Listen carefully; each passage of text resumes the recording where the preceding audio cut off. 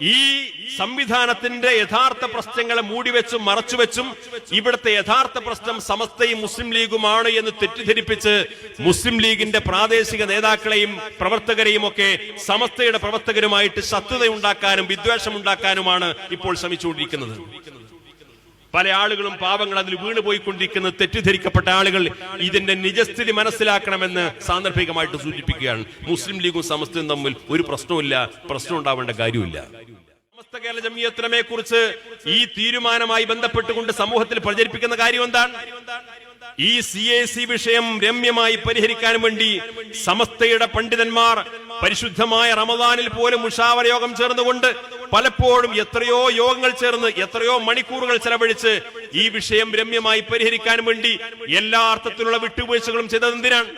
കുറെ സ്ഥാപനങ്ങൾ കിട്ടാൻ വേണ്ടിയിട്ടുള്ള ആഗ്രഹം കൊണ്ടല്ല, കുറെ സ്ഥാപനങ്ങൾ ഇനിയും സമസ്തയുടെ ഭാഗമായി നിൽക്കണം താല്പര്യം ഉണ്ടായത് കൊണ്ടല്ല, സ്ഥാപനങ്ങളുടെ താല്പര്യം കൊണ്ടായിരുന്നെങ്കിൽ ഇതൊന്നും ചെയ്യേണ്ട ആവശ്യമില്ല. കാരണം എന്താണ്? CACയുടെ കഴിഞ്ഞ ദിവസം എറണാകുളത്ത് നടന്ന അവരുടെ സമ്മേളനത്തിൽ വെച്ചുകൊണ്ട് അവരുടെ ഉത്തരവാദപ്പെട്ട ആൾ തന്നെ പ്രസംഗിച്ചത് എന്താണ്? ഈ 2 ആഴ്ച മുമ്പ് എറണാകുളത്ത് അവരുടെ സമ്മേളനത്തിൽ അവർ ഉത്തരവാദപ്പെട്ട ആളെന്താ പ്രസംഗിച്ചത്?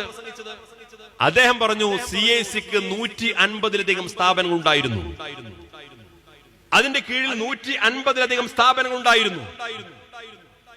ഇപ്പോൾ 54 സ്ഥാപനങ്ങളാണുള്ളത്. ഇപ്പോൾ 54 സ്ഥാപനങ്ങളാണുള്ളത്. സമസ്ത കേരള ജംഇയ്യത്ത് ഉലമ ഒരു സൂചന നൽകിയപ്പോഴേക്ക്, സമസ്ത കേരള ജംഇയ്യത്ത് ഉലമ ഈ സംവിധാനത്തെ കുറിച്ച് സൂചന നൽകിയപ്പോഴേക്ക് 150-ൽ 54 സ്ഥാപനങ്ങൾ മാത്രമായി അവശേഷിക്കുന്ന ഒരു ഘട്ടം വന്നാൽ സ്ഥാപനങ്ങളെ കൂട്ടിപ്പിടിക്കാൻ വേണ്ടി സമസ്ത ചർച്ചയ്ക്ക് പോകേണ്ട ആവശ്യമില്ല. പക്ഷേ ഈ സംവിധാനം നിലനിൽക്കണം.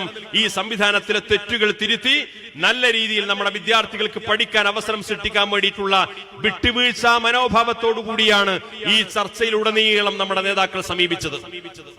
പക്ഷേ പരസ്യമായി വീണ്ടും വീണ്ടും ധിക്കാരത്തിന്റെയും ദാക്ഷ്യത്തിന്റെയും സമീപനങ്ങളാണ് മറുഭാഗത്തുണ്ടായത്.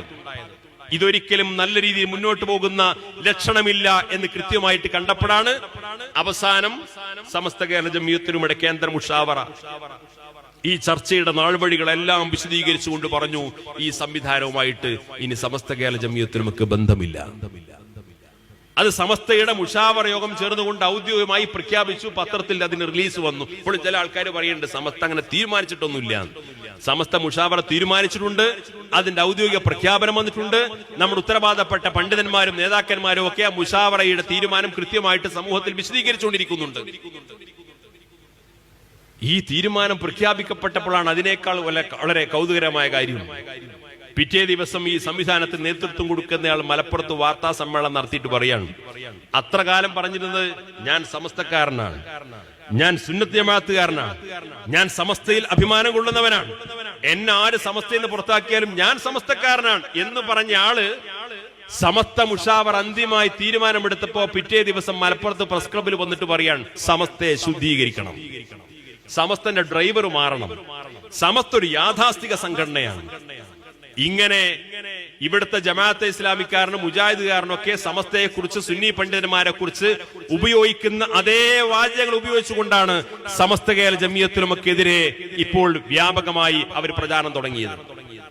സ്വാഭാവികമായും എന്താണ് ഈ സംവിധാനവുമായി ബന്ധപ്പെട്ടുകൊണ്ട് സമസ്ത കേരള ജംഇയ്യത്ത് ഉലമ ഈ സമൂഹത്തിൽ ചെയ്തത്, ഇതിന്റെ നടപടിക്രമങ്ങൾ എന്തായിരുന്നുവെന്ന് എന്റെ പ്രിയപ്പെട്ട സാധാരണക്കാരായ സംഘടനാ പ്രവർത്തകർ, മഹല്ല് ഭാരവാഹികൾ, നാട്ടിലെ പൗരപ്രമുഖർ എല്ലാവരും മനസ്സിലാക്കണം. ഇതൊരു സ്വാഭാവികമായ നടപടിക്രമമാണ്.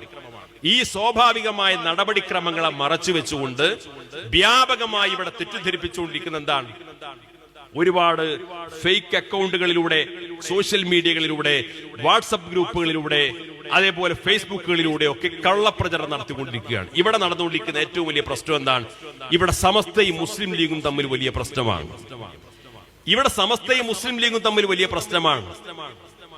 ഈ വഴിതെറ്റി സഞ്ചരിച്ചുകൊണ്ടിരിക്കുന്ന ആളെ നേർവഴിയിലാക്കാൻ വേണ്ടിയിട്ട് ചർച്ച നടത്തിയത് മുഴുവൻ സമസ്തയും മുസ്ലിം ലീഗുമാണ്. ഇത് നേരെയാക്കിയെടുക്കാൻ വേണ്ടിയിട്ട് സമസ്തയും മുസ്ലിം ലീഗും തമ്മിൽ ഇവിടെ ഒരു പ്രശ്നവുമില്ല. ഈ സംവിധാനത്തിന്റെ യഥാർത്ഥ പ്രശ്നങ്ങളെ മൂടിവെച്ചും മറച്ചുവെച്ചും ഇവിടുത്തെ യഥാർത്ഥ പ്രശ്നം സമസ്തയും മുസ്ലിം ലീഗുമാണ് എന്ന് തെറ്റിദ്ധരിപ്പിച്ച് മുസ്ലിം ലീഗിന്റെ പ്രാദേശിക നേതാക്കളെയും പ്രവർത്തകരെയും ഒക്കെ സമസ്തയുടെ പ്രവർത്തകരുമായിട്ട് ശത്രുതയുണ്ടാക്കാനും വിദ്വേഷമുണ്ടാക്കാനുമാണ് ഇപ്പോൾ ശ്രമിച്ചുകൊണ്ടിരിക്കുന്നത്. പല ആളുകളും പാവങ്ങൾ അതിൽ വീണുപോയിക്കൊണ്ടിരിക്കുന്ന തെറ്റിദ്ധരിക്കപ്പെട്ട ആളുകൾ ഇതിന്റെ നിജസ്ഥിതി മനസ്സിലാക്കണമെന്ന് സാന്ദർഭികമായിട്ട് സൂചിപ്പിക്കുകയാണ്. മുസ്ലിം ലീഗും സമസ്തയും തമ്മിൽ ഒരു പ്രശ്നമില്ല, പ്രശ്നം ഉണ്ടാവേണ്ട കാര്യമില്ല. സമസ്ത കേരള ജംഇയ്യത്തുലമക്ക് പ്രയാസമുണ്ടാക്കുന്ന ഒരു കാര്യം മുസ്ലിം ലീഗ് ചെയ്യില്ല എന്ന് വിശ്വസിക്കുന്നവരാണ് നമ്മൾ. മുസ്ലിം ലീഗിന് പ്രയാസമുണ്ടാക്കുന്ന ഒരു കാര്യം സമസ്തയുടെ ഭാഗത്തുണ്ടാവില്ല. കാരണം എന്താണ്? അത് രണ്ടു കൂട്ടർക്കും ഗുണമുണ്ടാകുന്ന കാര്യമില്ല. അത് രണ്ടു കൂട്ടർക്കും ഗുണമുണ്ടാകുന്ന കാര്യമല്ല. ഇതാണ് പ്രശ്നമെന്ന് തെറ്റിദ്ധരിപ്പിക്കുന്ന ആളുകൾ, വ്യാജ പ്രചരണം നടത്തിയ ആളുകൾ തിരിച്ചറിയേണ്ട അടിസ്ഥാനപരമായ സത്യം അതാണ്. മുസ്ലിം ലീഗിന് പ്രയാസകരമാകുന്ന എന്തെങ്കിലും പ്രവർത്തനം സമസ്തയുടെ ഭാഗത്തുണ്ടായിക്കഴിഞ്ഞാൽ, സമസ്തയുടെ സംഘടനാപരമായ ഭാഗത്തുണ്ടായിക്കഴിഞ്ഞാൽ അത് സമസ്തക്ക് ഗുണം ചെയ്യുമോ ദോഷം ചെയ്യുമോ? ഒരിക്കലും ഗുണം ചെയ്യില്ല. സമസ്തക്ക് ദോഷമുണ്ടാക്കുന്ന എന്തെങ്കിലും പ്രവർത്തനങ്ങൾ മുസ്ലിം ലീഗിന്റെ ഉത്തരവാദപ്പെട്ട പ്രവർത്തകരുടെയോ നേതാക്കന്മാരുടെ ഭാഗത്തുണ്ടായി കഴിഞ്ഞാൽ അത് മുസ്ലിം ലീഗിന് ഗുണം ചെയ്യുമോ? ഗുണം ചെയ്യില്ല, ദോഷമേ ചെയ്യൂ. അതുകൊണ്ട് ഇത് സമസ്തയും മുസ്ലിം ലീഗും തമ്മിലുള്ള പ്രശ്നമല്ല. സമസ്ത ഒരു മതസംഘടനയാണ്. അത് അതിന്റെ പ്രവർത്തന പദ്ധതികളുമായിട്ട് മുന്നോട്ട് പോകും. മുസ്ലിം ലീഗ് ഒരു രാഷ്ട്രീയ പാർട്ടിയാണ്. അത് അതിന്റെ പ്രവർത്തന പദ്ധതികളുമായിട്ട് മുന്നോട്ട് പോകും. ഇവിടുത്തെ പ്രശ്നം സമസ്ത കേരള ജംഇയ്യത്തുലമയുടെ മേൽവിലാസത്തിൽ വളർന്നു വലുതായ ഒരു വിദ്യാഭ്യാസ സംവിധാനം സമസ്തയുടെ ഉപദേശ നിർദ്ദേശങ്ങളെ ലംഘിച്ചുകൊണ്ട് മുന്നോട്ട് പോയപ്പോ, സമസ്തയിൽ നിന്ന് സ്വാതന്ത്ര്യം പ്രഖ്യാപിച്ചുകൊണ്ട് അതിന്റെ ഭരണഘടന പോലും തെറ്റിച്ചുകൊണ്ട് വിഭാഗീയമായ രീതിയിലേക്ക് കൊണ്ടുപോകാൻ ശ്രമിച്ചപ്പോ സമസ്ത അവിടെ ഇടപെട്ടു എന്നുള്ളതാണ്.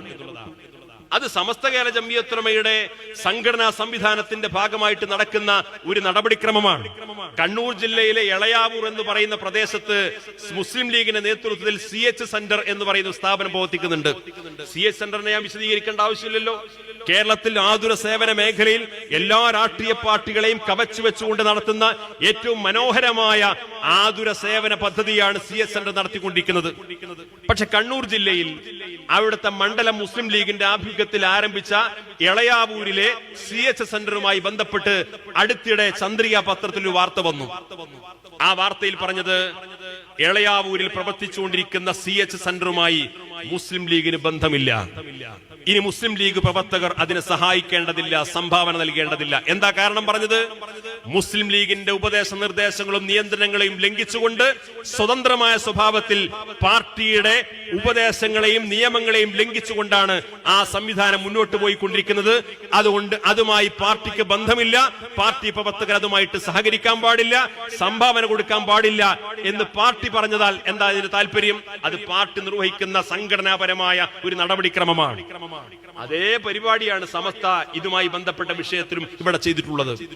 ഇതെല്ലാവരും മനസ്സിലാക്കുകയും ഉൾക്കൊള്ളുകയും ചെയ്യുക എന്നല്ലാതെ ഇതിന്റെ യഥാർത്ഥ പ്രശ്നങ്ങളെ മൂടിവെച്ചുകൊണ്ട് ഈ രണ്ട് സംഘടനകളും തമ്മിലാണ് പ്രശ്നമെന്ന് വരുത്തി തീർത്ത് ഇവിടെ പല ആളുകളും മഹല്ലുകളിലും മദ്രസകളിലും സ്ഥാപനങ്ങളിലൊക്കെ കുഴപ്പമുണ്ടാക്കാൻ വേണ്ടി ശ്രമിച്ചുകൊണ്ടിരിക്കുന്നുണ്ട്. ആര് കുഴപ്പമുണ്ടാക്കിയാലും എല്ലാവരും തിരിച്ചറിയേണ്ട ഒരു കാര്യം, സമസ്ത കേരള ജംഇയ്യത്തുലമ ഈ സമസ്ത കേരള ജംഇയ്യത്തുലമയുടെ കീഴിൽ ഇത്ര മഹല്ലുണ്ടാകുന്ന ആർക്കും എഴുതി ഒപ്പിട്ട് കൊടുത്തിട്ടില്ല, ഇത്ര മദ്രസ ഉണ്ടാകുന്ന ആർക്കും എഴുതി ഒപ്പിട്ട് കൊടുത്തിട്ടില്ല.